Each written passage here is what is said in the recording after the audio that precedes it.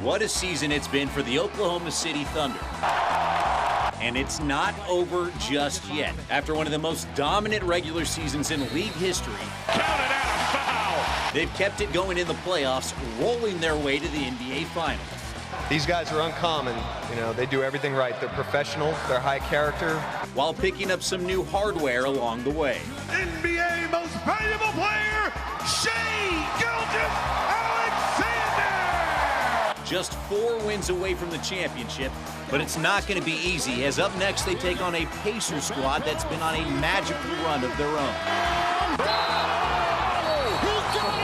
This will be my 6th time in the NBA Finals. This is one of the greatest stages in all of sports. It's been a long road for the Thunder to get back to the finals, and the Fox 23 sports team has been with them every step of the way. In Denver. In the Paycom Center. In Minneapolis. 4 more wins to cement their place in history. Chasing down the championship starts now.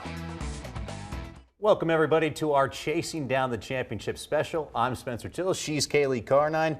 You know, it's been 13 years since the Thunder have played in the finals, and I mean, what an exciting time right now in Oklahoma. Yeah, that's right. We've waited a long time for this. It was crazy to think that just 3 years ago, we were in a very different position, but now just 4 wins away from capping off what would be one of the greatest seasons in NBA history. Yeah, no doubt. Now, they have been on an incredible run, just absolutely dominating during the regular season, and they have kept it up so far throughout the playoffs.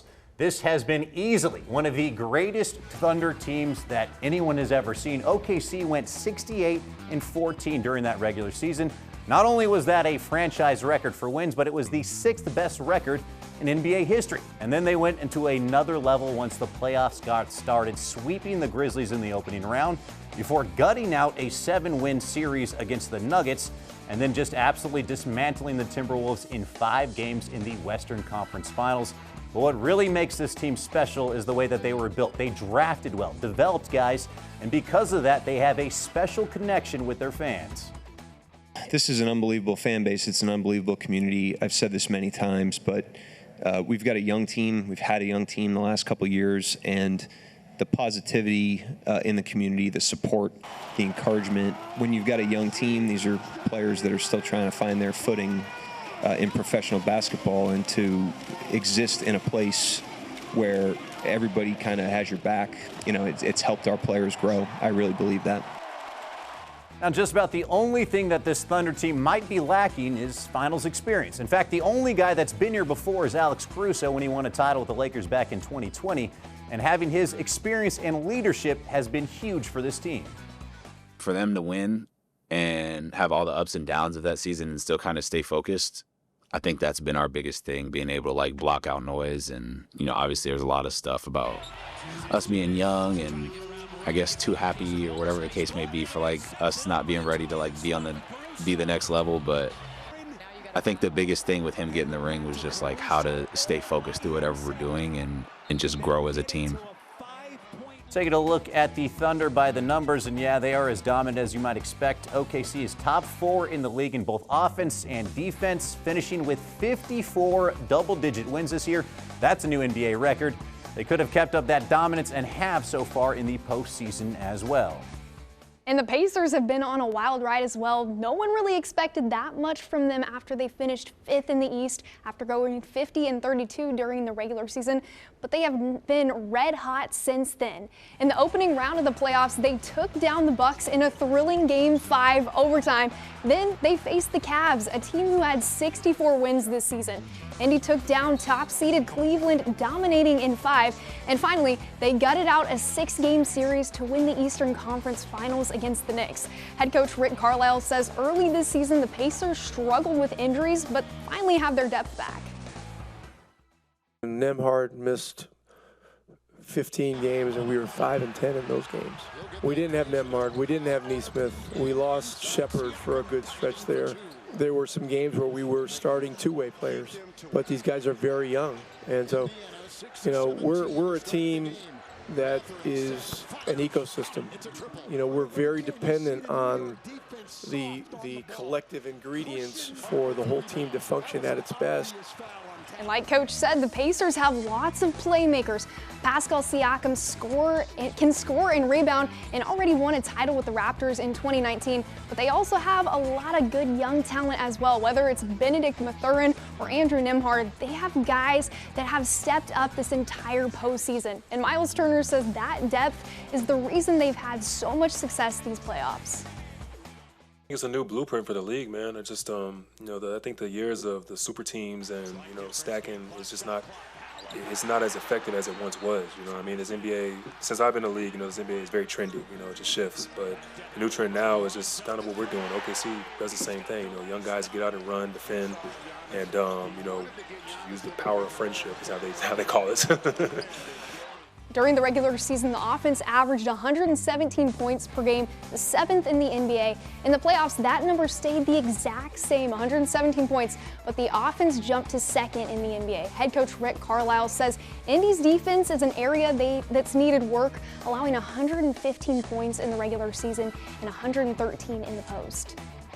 Well, it has been a season to remember for that guy right there. SGA won his first ever league MVP. And it's not really hard to see why. He had an incredible, historic run, leading the league in scoring at over 32 points per game, while shooting nearly 52% from the field. But this still ended up being a close MVP race. That's because Denver's Nikola Jokic was also incredible this year. But winning it made it just that much more special with that close race. I can't say enough how much you guys mean to me, and not only as a basketball player, but as family. You guys are really like my brothers. Without you guys, none of this would be possible. And I want you guys to know this award is your award too. So thank you guys so much. Then I would like to go to the organization.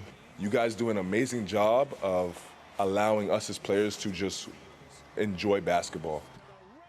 And while SGA was voted MVP just a month ago, the Pacers point guard Tyrese Haliburton was voted the most overrated player by his NBA peers. But he's definitely getting the last laugh in the playoffs. He's been the king of clutch. He hit the game winner in overtime of Game 5 to eliminate the Bucks. Next, led the charge and upset the Cavs, had another game winner in Game 2 of that one. And if that wasn't enough, he hits this one against the Knicks in Game 1, and Pacers win in OT. He's playing with confidence. When I do well, I think that I'm, put even higher. And when I'm not doing well, it's, you're always put lower. And people are going to say things to you that, might dehumanize you a little bit. And you can be looked at as a statistic or, just what you do well as an athlete. And I think just always keeping context in it and just knowing where your piece is. Yeah, I think this is a really exciting time for me personally to have this opportunity. This is something I've wanted to do my whole life. All right, we're going to take a closer look now at the Thunder, and for that we are joined by Barry Trammell, a man that if you are a fan of sports in Oklahoma, you know well. He's been covering them for, feels like, over 35 years now, working with the Tulsa World now. I really appreciate your time, Barry. Glad to do it. Exciting times in Oklahoma. Yeah, absolutely. Let's jump right into it. One of the best strengths of this Thunder team the entire year has been their depth, and it's been showcased all throughout the regular season and in the playoffs, which is a little bit different than what you normally see. You normally see teams kind of shorten their bench down to about 7, maybe 7.5, 8 guys. Do you expect them to still be able to kind of get away with that, or is this a time where now it's maybe a little bit better to start playing those top 7, 8 guys? The old NBA adage is when you get in the crunch time of playoffs, play 8, trust 7. And it looks like that Mark Daigneault really trusts 7. Starting 5 plus Alex Caruso and Cason Wallace. But Jaylen Williams, he was hugely instrumental in the Denver series, right? Kenrich Williams, here he comes and lifts the Thunder against the Timberwolves. And then Aaron Wiggins has been mixed in quite a bit.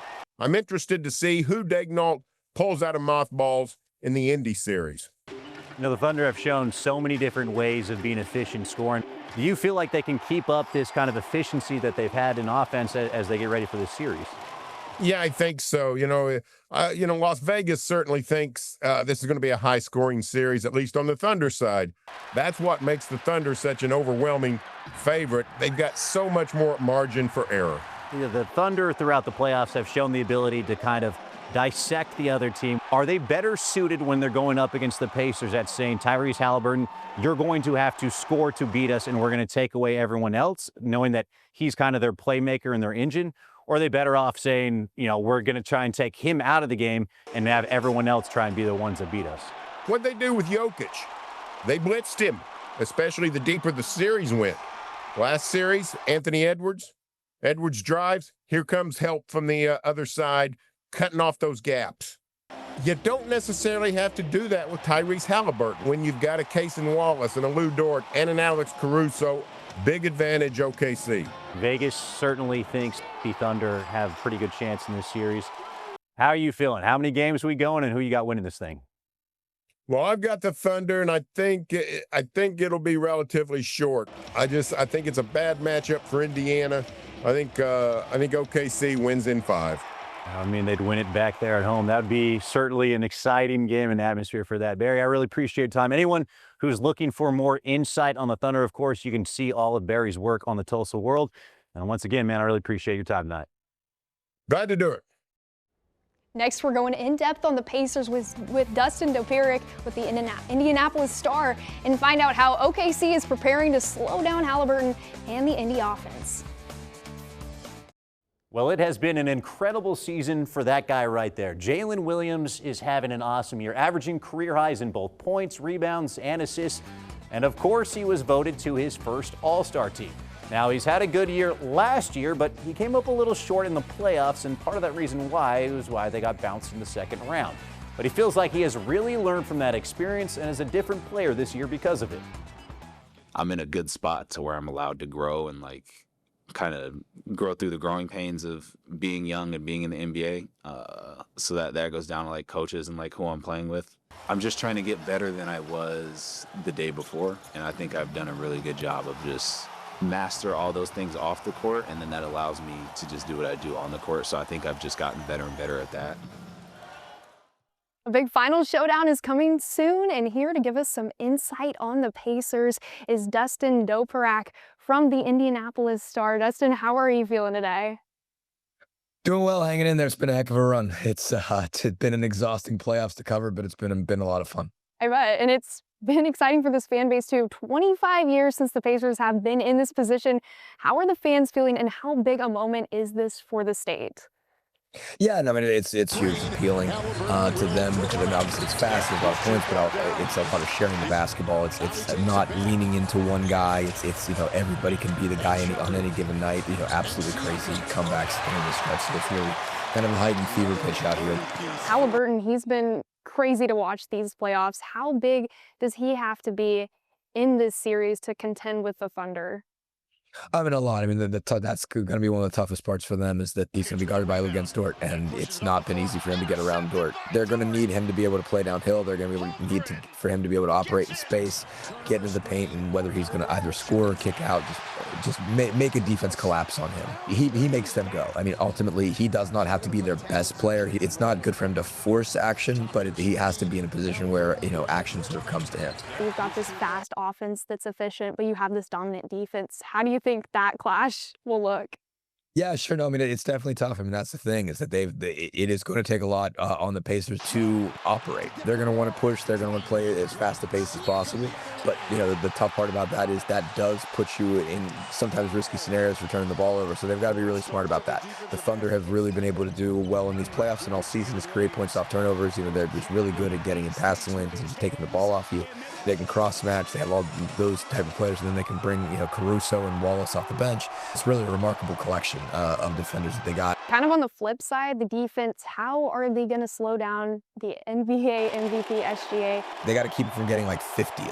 What's been interesting about these playoffs for the Pacers is they haven't necessarily slowed down any of the superstars that they've played. Giannis Antetokounmpo in the first round against the Bucks was unstoppable. Donovan Mitchell was absolutely incredible for Cleveland, and Jalen Brunson was very, very good for the Knicks. And so the Pacers didn't necessarily shut any of them down, but I think guys that are going to be covering him, which would be Nembhard and Nesmith primarily, are guys that are getting used to dealing with superstars. They know that those guys are going to get fouled, so you got to be smart with your hands and where you're putting them and just sort of try to defend with the body as much as possible. Who's your pick, and how many games do you think this one will go to? I'm picking Thunder in 6. I do think they have a little bit too much talent here, but I'm obviously not ruling the Pacers out. On paper, it's hard to see an area where the Pacers really have the advantage, just because, I mean, the Thunder play as good of an offense as they do, and they play better defense. It could change, and obviously the Pacers can get hot at the right time. They can hit the right shots under 168 games for a reason. This will be exciting to see. Thank you so much for joining us again and taking the time out of your day. If you guys want to get more insight on the Pacers, be sure to check out the Indianapolis Star website.